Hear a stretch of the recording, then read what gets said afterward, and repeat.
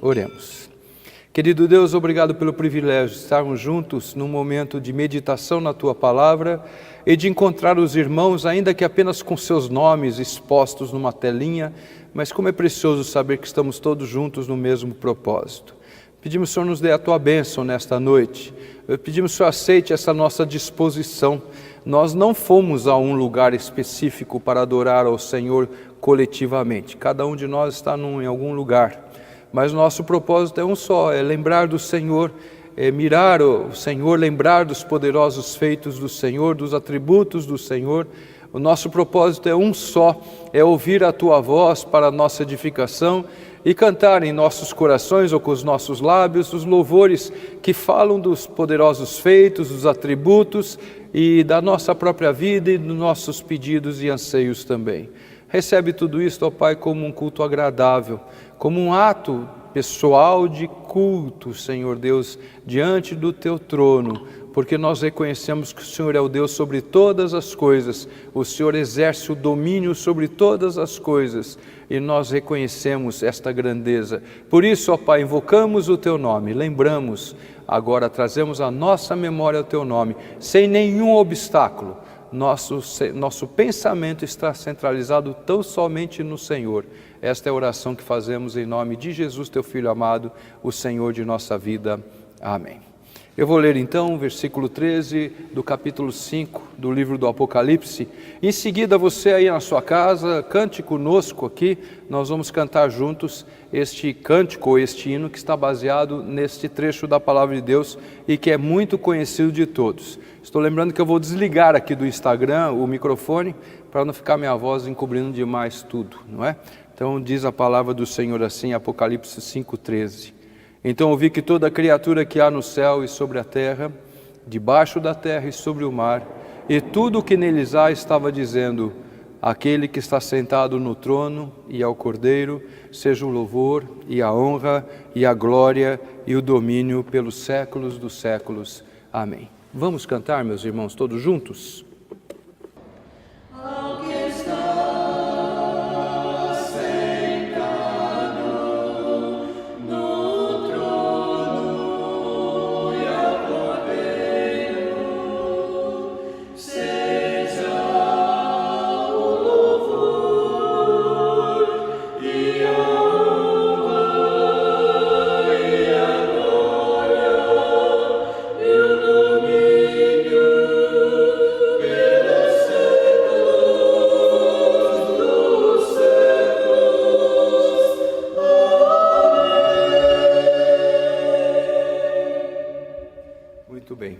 Nós vamos juntos ter mais um momento de participação.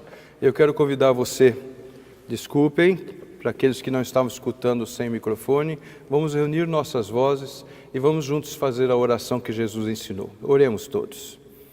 Pai nosso que está nos céus, santificado seja o Teu nome. Venha o Teu reino, seja feita a Tua vontade, assim na terra como no céu. O pão nosso de cada dia nos dá hoje, e perdoa as nossas dívidas, assim como nós perdoamos aos nossos devedores. E não nos deixes cair em tentação, mas livra-nos do mal, pois Teu é o reino, o poder e a glória para sempre. Amém. Eu quero convidar você, meu irmão e minha irmã, a abrir sua Bíblia no texto no qual vou basear a mensagem desta noite. É o Salmo de número 13.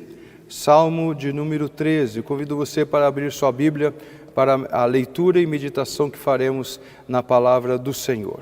Salmo de número 13.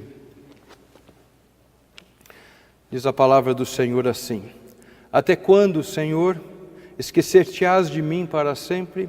Até quando ocultarás de mim o rosto? Até quando estarei eu relutando dentro da minha alma, com tristeza no coração cada dia? Até quando se erguerá contra mim o meu inimigo? Atenta para mim, responde-me, Senhor Deus meu. Ilumina-me os olhos, para que eu não durma o sono da morte. Para que não diga o meu inimigo, prevaleci contra ele, e não se regozijem os meus adversários, vindo eu a vacilar. No tocante a mim, confio na Tua graça, regozije-se o meu coração na Tua salvação. cantarei ao Senhor, porque me tem feito muito bem. Queridos irmãos, nós estamos passando por esses dias, esses momentos, algo que está quase virando uma rotina, não é verdade? Nós somos tirados de nossa rotina e fomos colocados numa outra realidade. O isolamento, a quarentena, aqueles que passaram pela enfermidade, que estiveram limitados mais ainda e realmente estiveram no isolamento, nós, os que usamos as máscaras, quando porventura ainda nos deslocamos de um lugar para outro, e somos exortados, somos orientados a permanecer dentro de nossas casas. Mas isso está quase virando uma rotina para alguns de nós, porque afinal de contas são tantos dias passados, não é? Cerca de mês já nós temos completos, que está quase virando uma rotina. Isso tem trazido à nossa vida algumas questões e algumas práticas que nem sempre estão bem resolvidas ainda. Nós não conseguimos resolver tudo isso no nosso viver. No entanto, para nós cristãos há uma verdade importantíssima e que nós temos em nosso coração. Sabemos que vivemos para servir ao Senhor. A maravilha do Evangelho foi anunciada a nós que estávamos perdendo em nossos pecados. Alguns de nós tiveram o privilégio de serem criados no Evangelho, que nasceram num lar cristão.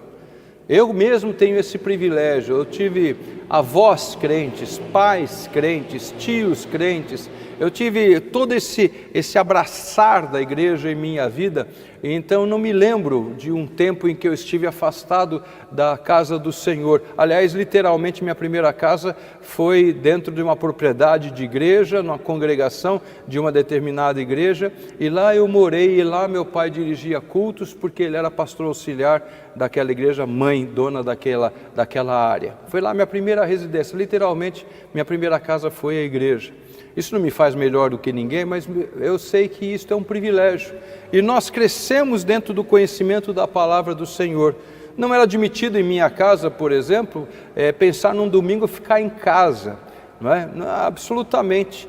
Eu podia contar nos meus dedos os dias em que eu não tinha passado um domingo na casa do Senhor, na própria casa que eu participava, da igreja que eu participava, ou de algum outro lugar, quando eu estava em viagem, por exemplo.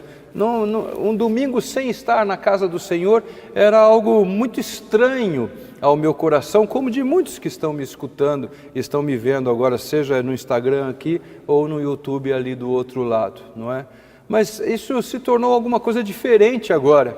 Devido a este tempo todo que nós estamos dentro dessa quarentena e dentro das ordens civis de nós não nos deslocarmos e nos reunirmos na igreja, agora parece que a coisa se inverteu um tanto e nós temos vivido uma nova realidade, não é? E isso tem sido realidade em nossa vida.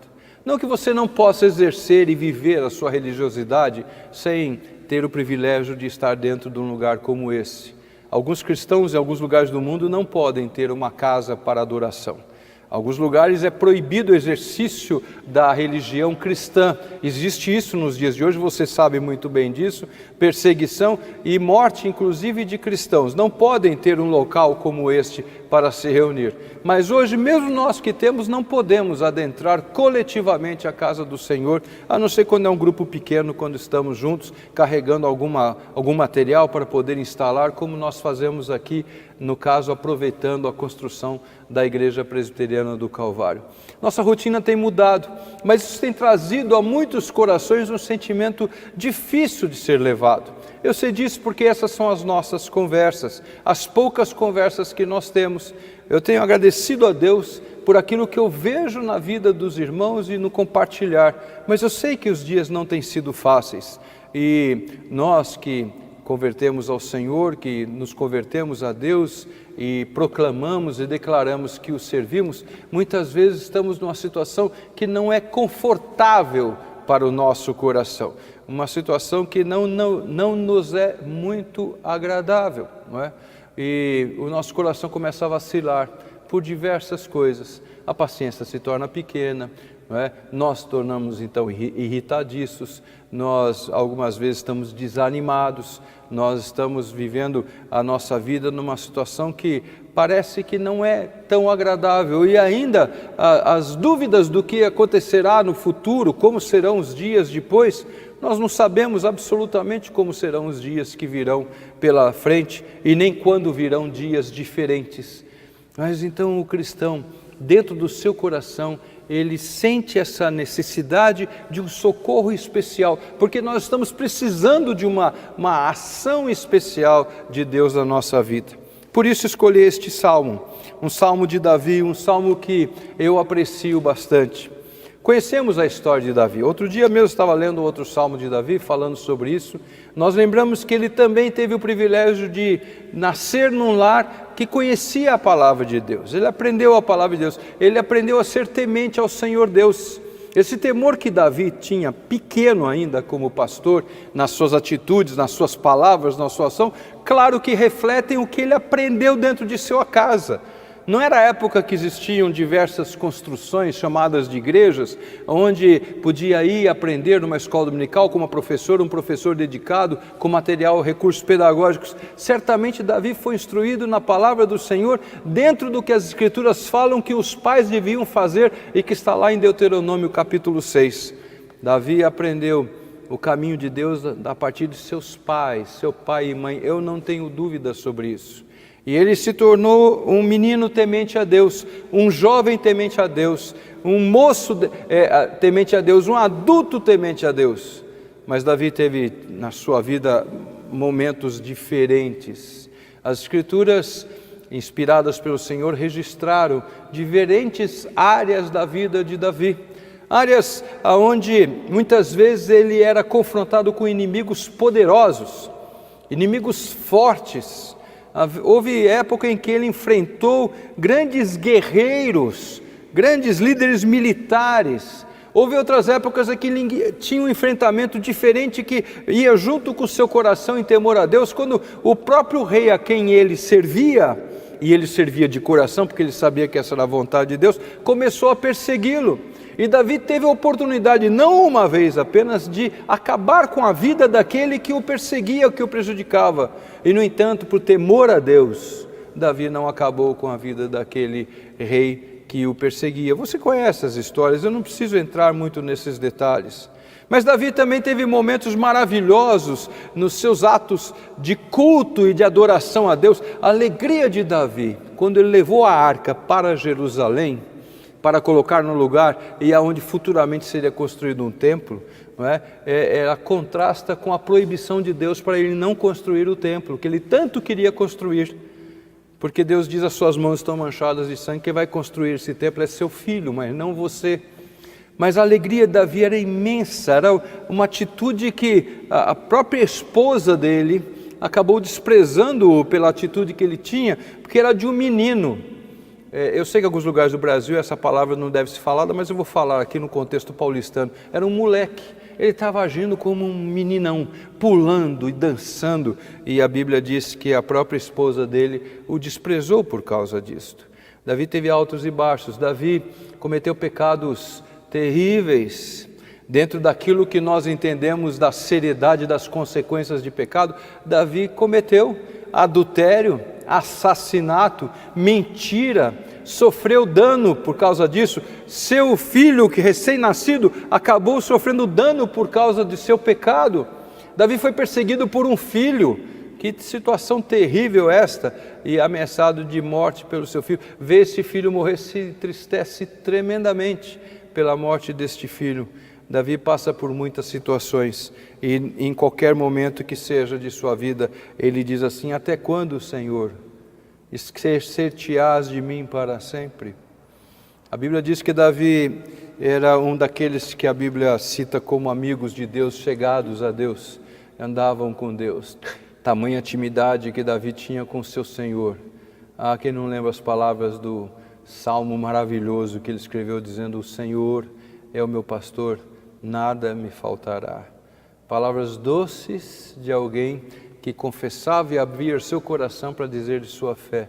mas ainda assim este homem de fé, com momentos de pecado, momentos de vitória na sua vida espiritual, um homem que enfrenta um gigante estrangeiro, porque aquele gigante afrontava o seu Deus, ele não podia admitir que o seu Deus fosse afrontado, e ele vai à batalha munido apenas de uma funda, uma espécie de um estilingue, uma funda, não tem um gravetinho, mas é isto que ele levava em suas mãos, e o Senhor Deus o abençoa de maneira que ele acaba derrubando o gigante que afrontava o seu Deus. Mas ele diz: até quando, Senhor, esquecer-te-ás de mim para sempre? Será, irmãos, que esse é o sentimento que está em nosso coração? Eu sei que alguns de nós, quando temos um sentimento deste, quando isso passa na nossa mente, na tristeza lá do isolamento, sem poder ver as crianças, eu vi esses dias um filminho tão bonitinho, acho que eu citei ontem, mas um filme bonitinho de alguém que pendurou uma espécie de um varal com uma cortina de plástico, fez duas luvas, mangas compridíssimas dos dois lados, e no quintal colocou para que uma avó pudesse abraçar seu neto, pudesse abraçar a filha e pudesse abraçar o neto, os dois isolados completamente por aquela barreira plástica, mas podiam pelo menos sentir o aperto, o calor não, mas o aperto podiam sentir. E nós, quando passamos por isso algumas vezes, dizemos: Senhor, me socorre, o Senhor não está ouvindo o que eu estou dizendo. Isso passa em seu coração, na sua mente, e o sentimento que vem em seguida, quando você começa a dizer: por que eu sinto isso? Será que eu tenho fé? Será que realmente eu sou uma pessoa que estou obedecendo ao Senhor Deus? Será que eu sou um convertido de verdade? Será que realmente Deus é meu Pai? Será que eu tenho vivido de maneira que eu possa dizer que Deus é meu Pai? Se eu tenho clamado um dia, uma semana, 2 semanas, 4 semanas, quanto tempo ainda eu vou clamar por socorro? E até agora o Senhor não me atendeu. Até quando, Senhor, esquecer-te-ás de mim para sempre? Até quando ocultarás de mim o rosto? Esse talvez seja o sentimento de vários de nós aqui que estamos nesse momento meditando na palavra do Senhor, no começo deste Salmo 13. E eu vou continuar lendo a primeira estrofe deste Salmo, que diz assim: atenta para mim, versículo 3, responde-me, Senhor Deus meu, ilumina-me os olhos para que eu não durma o sono da morte, para que não diga o meu inimigo: prevaleci contra ele, e não se regozijem os meus adversários, vindo eu a vacilar. Davi tinha inimigos poderosos, como eu já disse aqui. O próprio rei Saul, ele teve generais de exércitos estrangeiros muito poderosos, exércitos tremendos, não é? Davi teve inimigos poderosíssimos, mas eu quero falar de um outro inimigo, e me permitam, eu não estou alegorizando o texto, mas eu quero falar de um outro inimigo tremendo que nós temos, e que está aqui no final do versículo 2, quando diz: até quando se erguerá contra mim o meu inimigo? Nós podemos muito bem ver inimigos externos, nós podemos até mesmo corretamente entender dentro desta afirmação aquilo que é colocado em Romanos, quando Paulo diz assim: quem intentará acusação contra os eleitos de Deus? E você lembra que um dos nomes dados ao inimigo de Deus é exatamente acusador. Ele nos acusa, ele ri de nossas falhas, ele nos acusa. Fico pensando no começo de Jó, aquela narrativa do encontro entre Deus e Satanás, não é? E falando de Jó, e esse é um inimigo poderoso que nós temos, mas eu ainda quero falar de um outro tipo de inimigo, e eu queria chamar sua atenção agora nesta noite para isto. Convido você para ir ao profeta Jeremias, e eu quero ir com você para o capítulo 17 do profeta Jeremias. Jeremias capítulo 17. O belíssimo Salmo 1, ele diz assim: bem-aventurado é o homem que não anda no caminho dos ímpios, não se detém no caminho dos pecadores, nem se assenta na roda dos escarnecedores. Antes tem o seu prazer na lei do Senhor, e na sua lei medita de dia e de noite. E aí é uma afirmação belíssima no Salmo 1. Ele é como árvore plantada junto à corrente de águas, que no devido tempo dá o seu fruto e não teme quando vem o calor, não é? E Jeremias ecoa este Salmo 1 aqui, no capítulo 17 do seu livro. Eu vou ler a partir do versículo 5. Diz assim: assim diz o Senhor, maldito o homem que confia no homem, faz da carne mortal o seu braço e aparta o seu coração do Senhor. Porque será como um arbusto solitário no deserto, e não verá quando vier o bem, antes morará nos lugares secos do deserto, na terra salgada e inabitável. Percebe que é um contraponto ao Salmo 1? Enquanto o Salmo 1, o salmista diz que o homem bem-aventurado, aquele que busca o Senhor e medita na sua lei, é como árvore cujas raízes se estendem, mesmo no lugar deserto, se estendem até onde encontra alguma umidade para estar sempre verdejante e dando fruto no momento próprio. Aquele que busca o Senhor, aqui o Senhor nos diz através do profeta Jeremias, que o homem que confia no homem e faz da carne mortal o seu braço, ele é como um arbusto solitário no deserto, é o contraponto àquela árvore que estende suas raízes para o ribeiro de águas. E quando eu medito nesta palavra, toda vez que eu leio esta palavra, eu faço questão de esclarecer. Maldito o homem que confia no homem, meu irmão e minha irmã, ainda que o senso comum seja, maldito eu que confio nele. O maldito homem que confia no homem não é maldito seja eu que confio nele. Não é uma ode, não é uma expressão para lembrar que nós não devemos confiar em nenhuma pessoa. Ou como diria um jogador de futebol aqui de São Paulo, ele disse isso lá para trás, precisa aprender a confiar desconfiando. Não está se referindo à confiança que nós colocamos no outrem, no terceiro, na outra pessoa. Mas quando as Escrituras falam maldito o homem confia no homem, está falando maldito o homem confia em si mesmo. E é por causa disso que o Senhor, inspirando Jeremias, fala isso: faz da carne mortal o seu braço. Ele entende que a sua força está em si mesmo, na sua capacidade. E aí ele pensa as coisas todas que ele vai adquirindo, que ele vai recolhendo, e todo o seu esforço, a sua bagagem de vida, os seus estudos, os seus diplomas, os seus certificados, o seu preparo físico, enfim, todas as coisas que faz, e ele diz: aqui está alguém que é sólido. Eu posso, se eu não posso confiar em ninguém, pelo menos comigo eu conto. Eu não posso falar isso sem lembrar a história daquela pessoa que me procurou numa outra igreja, numa outra cidade que pastoreava, e eu sempre lembro isso, até ela traz para mim sorriso, porque chega a ser engraçado. Mas o dia que essa pessoa me procurou, uma pessoa formada na palavra do Senhor, neto de pastor conhecidíssimo, não digo o nome, não precisa, mas um pastor conhecidíssimo, já falecido naquela época, neto de pastor, filho de um homem também crente, servo de Deus, um homem com alta posição social, mas ele não frequentava a igreja. Um dia ele vai me procurar na igreja, no escritório da igreja. Ele marca lá uma agenda com a minha secretária, naquela igreja tínhamos secretárias, a igreja tinha o costume das pessoas procurarem o pastor na própria igreja. Ele marca e ele vai lá, não o conhecia. Ele entra, se apresenta, eu já, pelo nome, já sabia quem ele era, sabia quem era o avô dele, não o conheci pessoalmente também, o avô dele eu não conheci, mas eu sabia do nome, um grande pastor, um homem de Deus, um servo de Deus, conheci alguma coisa do contexto familiar. E ele entra e fala: pastor, eu estou lhe procurando porque eu estou com um problema conjugal, a minha esposa quer me deixar. E aí ele disse a frase que eu não consigo esquecer. Diz assim: mas eu, antes de qualquer coisa, eu quero dizer assim, minha esposa quer me deixar, eu estou precisando de ajuda, mas antes de qualquer coisa, pastor, eu não vim aqui para falar mal da minha esposa, porque eu quero dizer uma coisa para o senhor: se eu fosse casado comigo mesmo, eu já tinha pedido o divórcio. E eu comecei a rir, porque eu falei: então já andamos metade do caminho para tentar resolver essa situação. Se eu fosse casado comigo mesmo, já tinha pedido o divórcio. Nós, meus irmãos, quando confiamos em nós mesmos, temos imensa dificuldade. E às vezes nos parece que ficar sozinhos é uma solução para nós, para resolvermos nossa vida.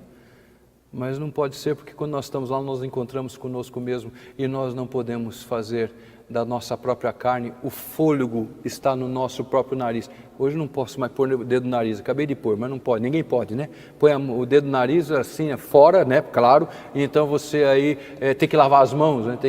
Tem que passar álcool e cuidar de tudo. Mas a Bíblia diz assim: maldito aquele homem cujo fôlego está no seu próprio nariz, que acha que consegue viver e a sua vida é baseado apenas em si mesmo.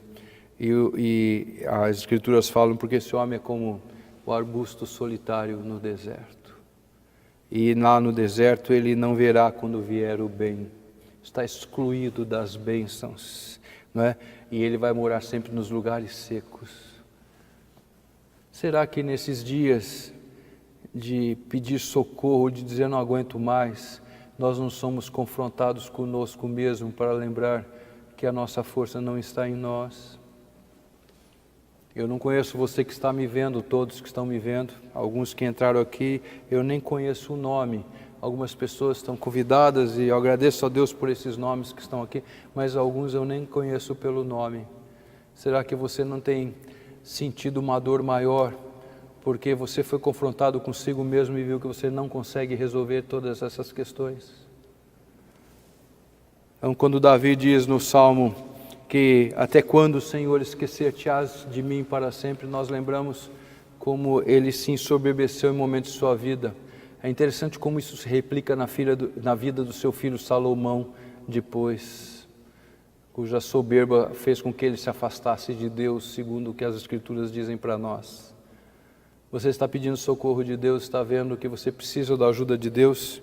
Se você fechou, eu vou voltar a Jeremias, se você fechou a sua Bíblia, mas eu volto aqui no versículo 7 e 8, bendito o homem que confia no Senhor e cuja esperança é o Senhor.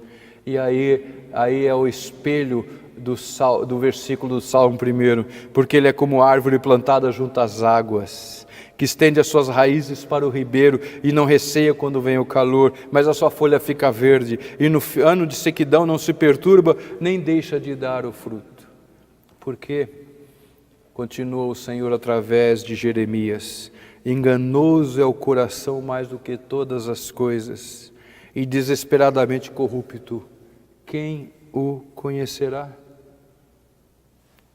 Eu leio essa passagem, meus irmãos, para voltar lá ao Salmo 13 e dizer que, possivelmente, este inimigo citado no Salmo 13, e creio, sem ser alegórico, eu creio que quando fala assim, até quando erguerá contra mim o meu inimigo, pode ser que este inimigo seja eu mesmo.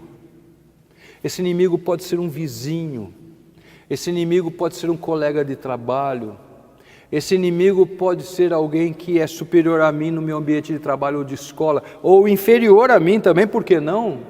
Esse inimigo pode ser alguém que exerce alguma autoridade, né? Seja qualquer tipo de autoridade, ela pode ser no executivo, no legislativo, no judiciário, pode ser policial, enfim, ele pode ser seu inimigo, sim, pode ser um adversário de você. Esse inimigo pode ser visto e corretamente também como Satanás, sem dúvida nenhuma, o grande inimigo, mas há um inimigo terrível, que nós nem sempre percebemos, que somos nós mesmos, o nosso coração corrupto e enganoso. E Davi abre seus lábios e fala, Senhor, age. E eu creio que esses dias são dias onde o Senhor está nos chamando para confrontar a nós conosco mesmo, a nós nos confrontarmos conosco mesmo. Como está a nossa fé, nossa comunhão com Deus, como está a prática daquilo que nós amamos tanto nas Escrituras. E o versículo que outro dia ainda li num dos nossos encontros, entrega o teu caminho ao Senhor, confia nele, o mais ele fará. Temos realmente conseguido colocar nossa vida nas mãos do Senhor? Este inimigo que nós temos dentro de nós pode e deve ser enfrentado, e o Senhor Deus tem nos dado o caminho, e nós ainda clamamos, Senhor, como que eu vou poder vencer isto? Como é que eu posso realmente parar com esta luta que eu não aguento mais? Pode ser meu temperamento, por que não?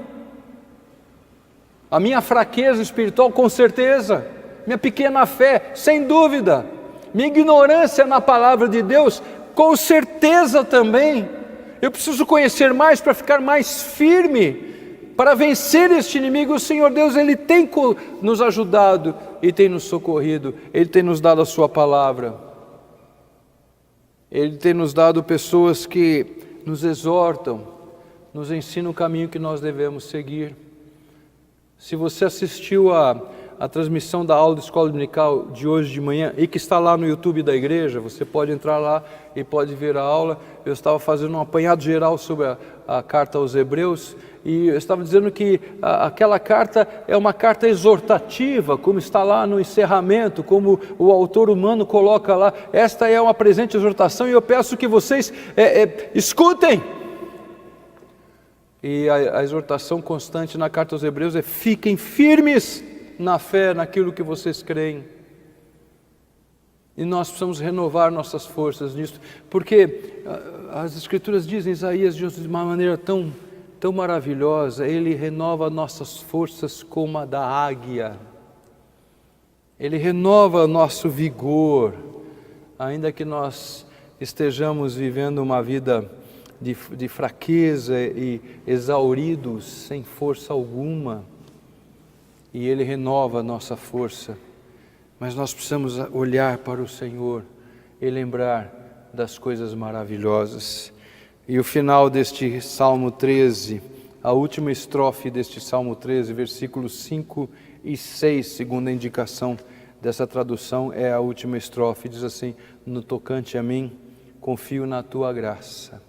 Regozije-se o meu coração na Tua salvação. Cantarei ao Senhor, porque me tem feito muito bem. Esses dois versículos, ou essa estrofe deste salmo, lembram alguma coisa a você? Quando eu li esse finalzinho, imediatamente à minha memória veio um outro salmo que não está no livro dos Salmos. Há vários salmos na Bíblia que não estão nos livros dos Salmos, você sabe disso, considerando que salmos são cânticos. Mas o final de um outro salmo, ele é muito semelhante ao final deste salmo. E aquele outro salmo é o salmo escrito por Abacuque. Abacuque escreve e no seu salmo todo ele fala das coisas, tem escutado o que o Senhor tem falado, ele se sente alarmado e no entanto ele confia em Deus. Eu vou ler apenas o final do salmo de Abacuque, no capítulo 3 do livro do profeta Abacuque. Eu vou ler a partir do versículo 17. Ainda que a figueira não floresça, nem haja fruto na vide, o produto da oliveira minta, e os campos não produzam mantimento, as ovelhas sejam arrebatadas do aprisco, e nos currais não haja gado, todavia eu me alegro no Senhor, exulto no Deus da minha salvação. O Senhor Deus é a minha fortaleza, e faz os meus pés como da corça, e me faz andar altaneiramente. Para não negar que é um salmo, termina com essas palavras ao mestre de canto para instrumento de cordas. Veja o final do Salmo 13. No tocante a mim, confio na Tua graça. Regozije-se o meu coração na Tua salvação. Cantarei ao Senhor, porquanto me tem feito muito bem.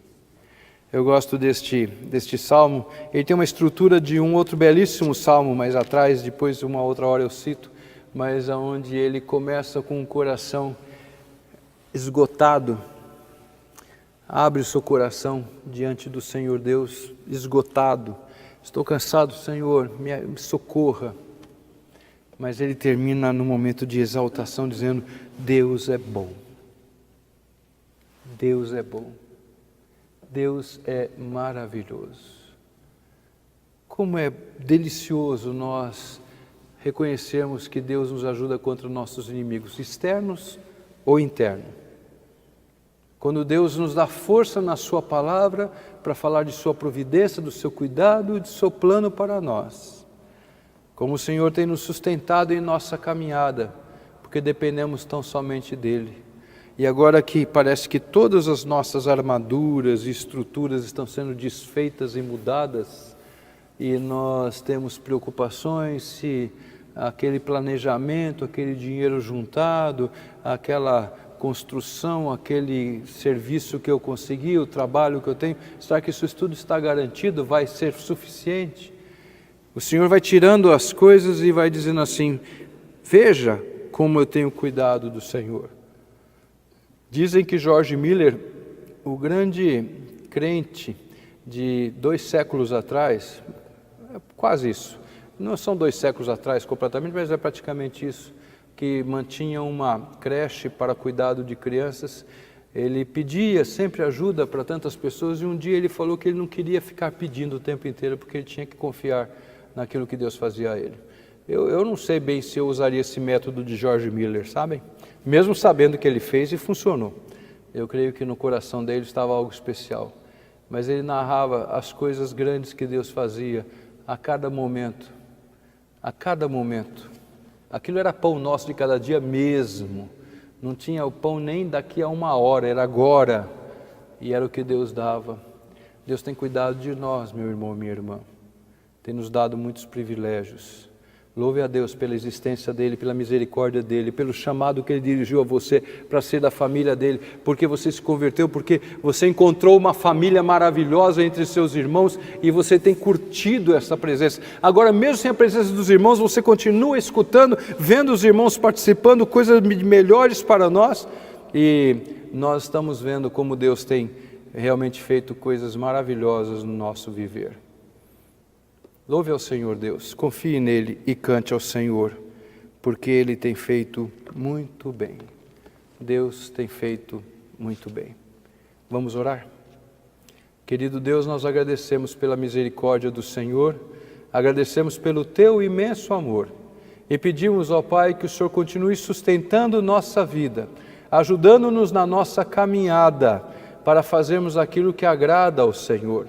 Pai, nós temos enfrentado inimigos formidáveis, temos enfrentado, Senhor Deus, inimigos quase que invisíveis, e invisíveis a olho nu com certeza, contra o qual nós ainda não temos nenhuma técnica para vencer ou para batalhar, mas nós temos enfrentado outros inimigos também no nosso dia a dia, e nós temos enfrentado a nossa pequena fé, nossa fraqueza, nossa fragilidade. Ó Pai de amor, tem misericórdia. Abre os nossos olhos para vermos que o Senhor tem feito muito bem a nós.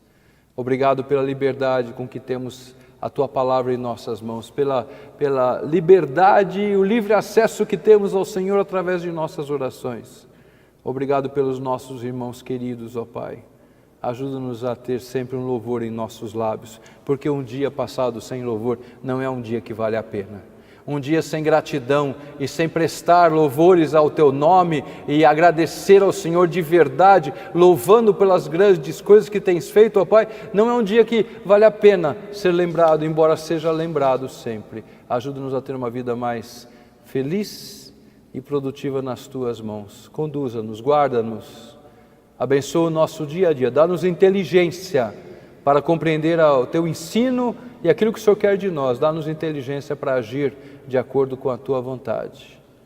Nós fazemos essa oração, orando em nome de Jesus, Teu Filho amado, o Senhor e Salvador de nossa vida. Amém. Que a graça do Senhor Jesus, o amor do Pai e o consolo do Santo Espírito esteja convosco, irmãos, e sobre todos aqueles que realmente amam a Jesus, hoje e para todo sempre. Amém.